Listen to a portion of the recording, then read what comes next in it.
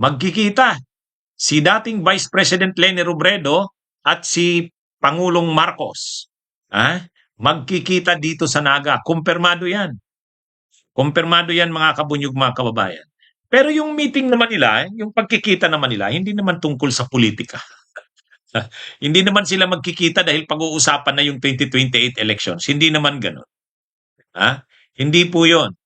Hindi pa po ito usapin tungkol sa pagbubuo ng alyansa ng oposisyon at ng administrasyon para labanan ang mga Duterte. Hindi pa po ito. Ito po ay tungkol sa proyekto ng gobyerno tungkol sa kontrabaha. Napili kasi ang Naga City sa mga syudad o lugar na pilot project ng mga kontrabaha na proyekto ng DPWH o ng gobyerno.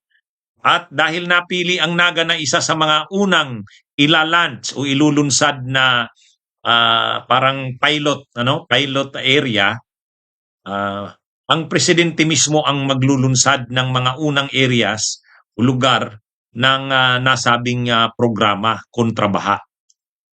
At kaya sa Naga City pupunta dito ang presidente February 26. Si VP Leni naman wala naman sa kanyang problema. Si VP Leni naman si dating VP Leni Robredo naman na mayor ng Naga City ngayon, napaka-professional naman ni VP Leni sa mga bagay. Hindi sinabi na yan ni VP Leni nung in-interview siya ng Billionaire News Channel, sabi niya, nung matalo siya sa eleksyon, wala na yun. Honestly daw, sabi niya, hinangad niya na magtagumpay ang administrasyon ni PBBM. Kasi ang tagumpay nito ay tagumpay ng bansa. Kaya nga nalulungkot daw siya sa nangyayari ngayon na itong mga korupsyon. Pero pagdating daw sa administrasyon, kaya si dating Vice President Leni Robredo hindi naman nagsasalita kontra sa administrasyon. Ganun yung ugali niya ni VP Leni. Kumbaga sa kanya, gagawin niya lang yung gusto niyang mangyari sa Naga, at kung may proyekto ang administrasyon sa Naga City, sa DPWH, kontrabaha, okay yun sa kanya kahit ang maglulunsad nito o maglalans nito ay ang presidente. Kumbaga sa parte ng mayor ng Naga City na si dating Vice President Leni Robredo, hindi siya maalangan na salubungin, makipagkita sa kanyang dating kalaban sa politika noong 2022 elections. Kaya maraming nag-aabang na niyan. Maraming nag-aabang na niyan ang pagkikita ni Leni Robredo at Bongbong Marcos. At magaganap yan sa February 26 sa Naga City. Nung nakaraang linggo, nakipag-meeting na si dating Vice President Leni Robredo kay DPWH Secretary Vince Dizon. Pinag-usapan na nila yung mga proyekto ng DPWH, yung mga linalapit ngayon ay mayor ng Naga City Leni Robredo, yung mga linalapit sa DPWH, kasi syempre humihingi siya ng tulong sa DPWH na mabigyan naman ng priority ang mga proyekto sa Naga City.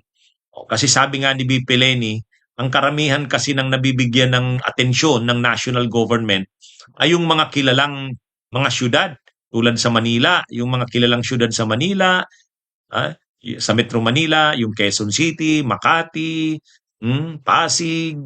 Yan yung mga nabibigyan ng priorities ng gobyerno, pero pag ng national government. Pero pagdating sa mga syudad, sa mga probinsya tulad ng Naga City, secondary lang na atensyon ang natatanggap mula sa national government. Kaya lumapit talaga si dating Vice President Leni Robredo kay Vince Dizon, Secretary ng DPWH, para ilapit na bigyan din ng atensyon ang Naga City.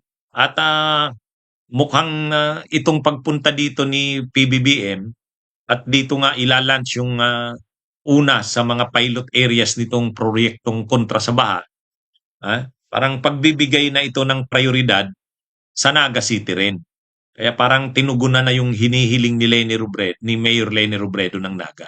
So malinaw dito sa part ni dating Vice President Leni Robredo, sa kanya walang problema kung na lumapit, humingi ng tulong sa administrasyon ng kanyang nakalaban. Sa parte naman ni PBBM, wala namang problema sa kanya na ah, tulungan ang syudad ng dati niyang nakalaban. So, ewan natin, sa iba, may mga nagpo-float na baka posibleng mag-alyansa sa 2028 ang Pinklawan sa pangunguna ni dating Vice President Leni Robredo at saka ang administrasyon. Mayroon nga mga nagpo-float na nung isang araw nag-meeting yung oposisyon, mga leaders ng oposisyon, pinag-usapan na daw ang 2028 elections. Tapos nag-meeting din si dating Vice President Leni Robredo, ngayon ay mayor ng Naga, ka-meeting si Vince Dizon. Na si Vince Dizon naman ay lumalabas ang pangalan na posibleng maging pambato ng administrasyon. Kaya maraming posibilidad. Pero ang isang bagay diyan, syempre, ang lahat ng posibilidad na 'yan ay magsisimula sa yung pagtitiwalaan. Itong mga ganitong pagkikita o meeting ni dating VP Leni at saka ng kasalukuyang Pangulo ng Pilipinas na si PBBM, posible na ito'y maging daan para sa posibleng pag-aalyansa ng dalawang kampo. Marami kasi ngayon ang nagtutulak na dapat magsanib pwersa ang Pinklawan at saka yung administrasyon para matalo ang administrasyon ay ang kampo ng Duterte. Lalo na kung hindi ma-impeach si Sara Duterte, hindi siya ma-convict at matuloy siyang tumakbo sa 2028. Kapag nagkaroon kasi ng three-cornered fight, ang sabi ng mga political analyst, mananalo si Sara kapag nag-three-cornered fight na may pambato ang kampo ni Leni, may pambato ang kampo ni Marcos, tapos Sara mahahati. Kaya dapat kung gustong matalo si Sara Duterte, dapat magsanib pwersa. Yan ang wino-workout nila nila Ronald Llamas, nila Trillanes, maraming beses natin silang naging guest sa ating mga channels, sa ating mga page, Facebook page at yun ang kanilang pinapaliwanag. Kaya lang hindi madali ang pagbubuo ng ganung alyansa. Pero siguro itong mga ganitong mga nangyayari na tulad ng paghaharap na ito, pagkikita ni PBBM at ni dating Vice President Leni Robredo, ay baka maging daan sa posibleng pag-aalyansa ng magkakaibang mga puwersa.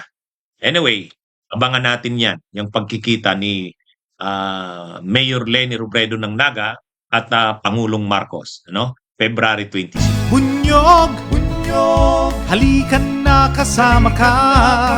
Bunyog, kapag buklod ay may pag-asa. Luzon, Visayas, Mindanao, isa ang pananaw. Sa bagong Pilipinas ang bunyog isisigaw. Bunyog.